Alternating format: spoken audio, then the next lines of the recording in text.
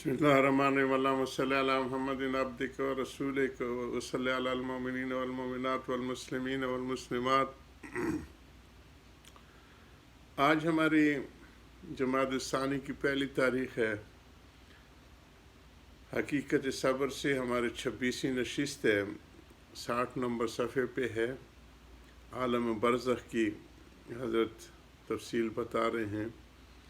आलम बरज़ख ये crossing point जिसको कहें, उसका एक हिस्सा तो इस दुनिया के साथ जुड़ा हुआ है और दूसरा हिस्सा आखिरत के साथ जुड़ा हुआ है।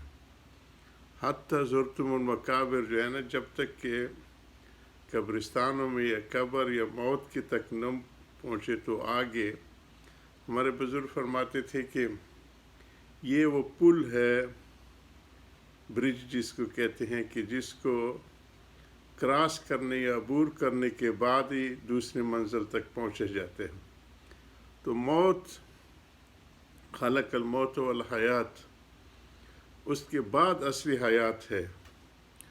और ये दुनिया जो है, ये पहले आलम अरवाह में अल्लाह सुब्हान ताला ने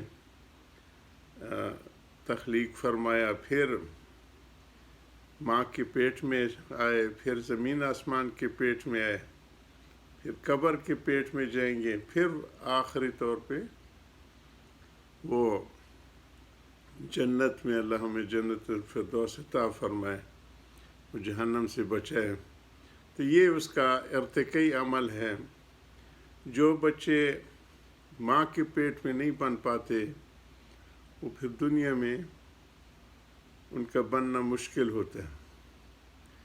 वही डिसेबल रहते हैं, माजूर रहते हैं। इसी तरह जो इस ज़मीन आसमान के पेट में नहीं बन पाते, तो उनका फिर आखिरत में नाकामियों का सामना होता है। उस नेमतों के इस्तेमाल की सलाहियत और काबिलियत उनमें नहीं रहती।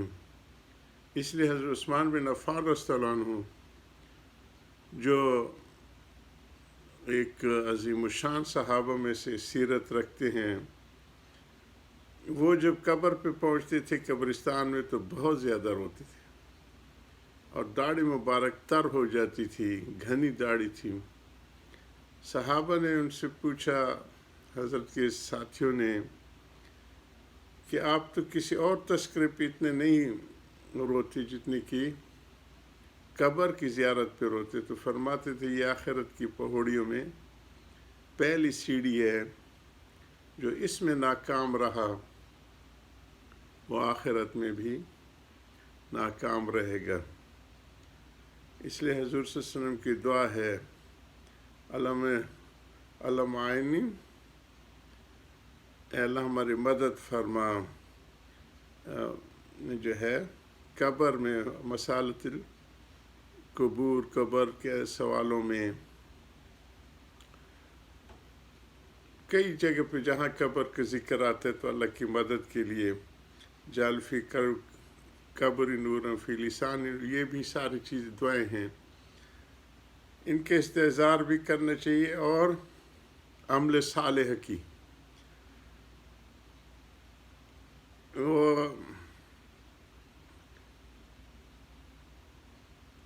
उसी के हुसूल के लिए उसी के ऊपर बात हो रही है। पहले गुज़र चुके हैं कि सआदत और नहूसत ये अमाल के साथ है। ये लोगों ने जो बना रखे औकात की, और वो तो बड़ी नहूसत बदअमाली के साथ है। अमल से ज़िंदगी बनती है, जन्नत भी जहन्नम भी। ये खाकी अपनी फ़ितरत में न नूरी है न नारी है। हज़रत अल्लामा इक़बाल नव्वरुल मरकज़ की अज़ीमुशान कलामों में से हैं। तो बरज़ख की ज़िंदगी बहुत अहम है, और जो दुनिया की ज़िंदगी है ये उसके लिए पहली वो है, बनने की जगह है।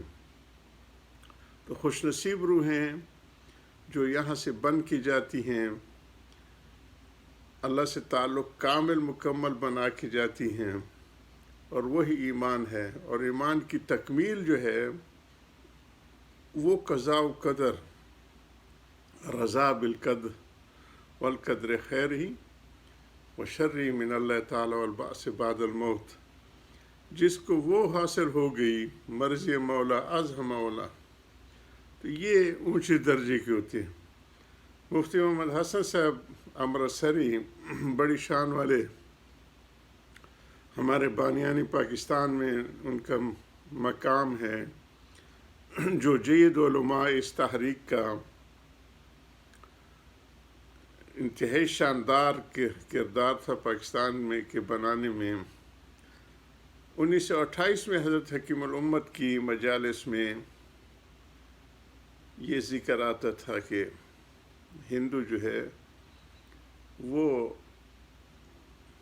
کالے ناگ ان کو کہتے تھے اور انگریزوں کو سفید، تو اس وقت کہتے تھے کہ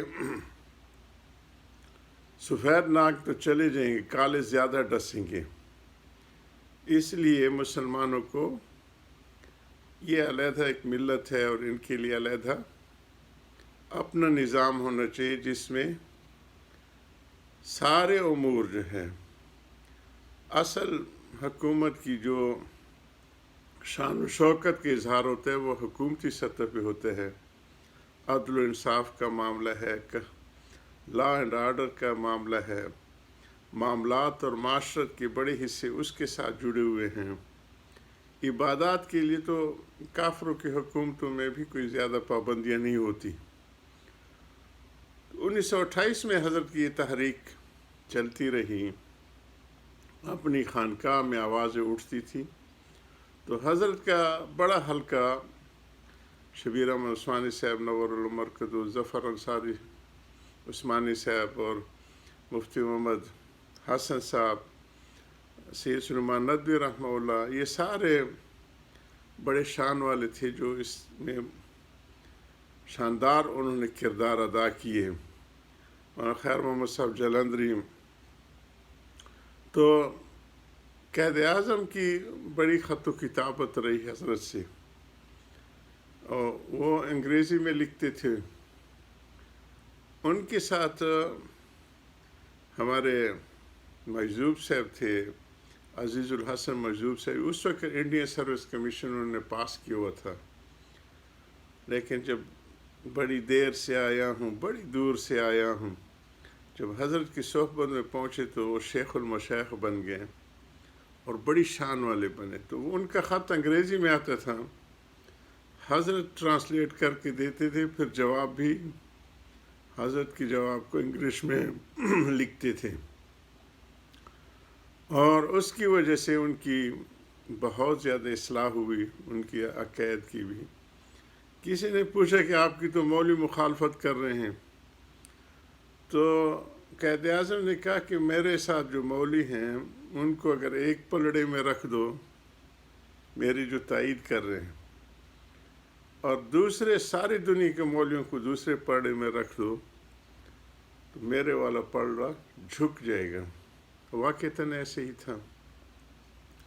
حضرت گاندھی کو طاغوت کہتے تھے کہ ایسا طاغوت ہے کہ یہ اس کی رگ رگ کو میں جانتا ہوں۔ واقعتاً اس کی ساری طاغوتی منصوبے جو تھے، اس کا اپنا شروعات جو ہے وہ جنوبی افریقہ سے ہوئی، لینیزیا میں ان کا وہ مندر،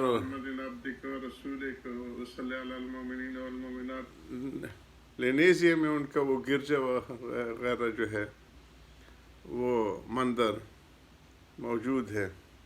باہر کے تو اس دنیا میں جو بن گیا وہ برزخی زندگی میں بھی سکون کی نیند سوئے گا۔ کہتے ہیں کہ قبر میں جو مومن کو اتارا جاتا ہے اور قبر کی حقیقت بتا دی کہ چاہے وہ سمندر میں ہو، چاہے یہاں زمین کے گڑھے میں ہو، چاہے کسی جانور نے اس کو کھا لیو، لیکن اس کی روح کا تعلق رہتا ہے، اور وہ روح جو بن چکی ہوتی ہے وہ ایسے ہوتی ہے کہ جیسے کہ پہلی رات کی دلہن بن سنور کے آرام سے سوتی ہے، اور جب محشر میں اٹھائی جائے گی تو وہ گھبرا کے اٹھیں گے، کس نے ہمیں نیند سے اٹھا دیا۔